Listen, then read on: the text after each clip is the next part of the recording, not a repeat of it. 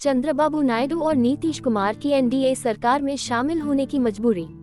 तीसरी मोदी सरकार को लेकर आपके मन में चल रहे भ्रम को शांत करने वाला गणित। 1. एनडीए के पास 292 सीटें हैं, जिनमें से बीजेपी के पास 240, टीडीपी के पास 16 और नीतीश के पास 12 सीटें हैं। 2. सरकार बनाने के लिए 272 सीटों की आवश्यकता होती है। 3. यदि टीडीपी कभी अलग हो जाती है तो 292-16 = 276, अर्थात सरकार बच जाएगी। 4. अगर नीतीश कभी अलग हो गए तो 292-12 = 280, यानी सरकार बच जाएगी। 5. अगर टीडीपी और नीतीश कुमार दोनों अलग हो जाते हैं तो कुल सीटों की संख्या 28 कम हो जाएगी। 292-28 = 264, यानी सरकार बचाने के लिए 8 सीटें कम होंगी। भविष्य में इन 8 सीटों का इंतजाम निर्दलीय और दूसरी छोटी पार्टियों को मिलाकर पहले ही कर लिया गया है।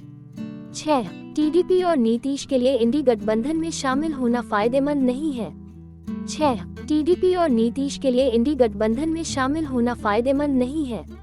कारण 1. तारांकन, दोनों को अपने अपने राज्यों में सरकार चलानी है, इसलिए केंद्र की हमेशा जरूरत रहेगी। बिहार में सरकार चलाने के लिए नीतीश के पास भाजपा के अलावा कोई विकल्प नहीं है, इसलिए वे फंस गए हैं।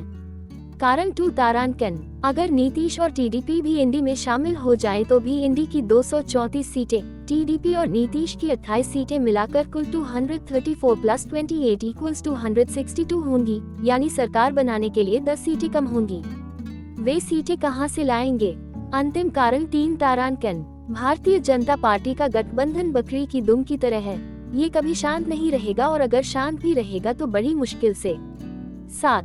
निर्दलीय, उद्धव पवार और अन्य एक सीट वाली पार्टियों तथा भारतीय जनता पार्टी की अन्य छोटी पार्टियों के संभावित असंतुष्ट सांसदों को मिलाकर यह आंकड़ा 10 से 50 के बीच हो सकता है।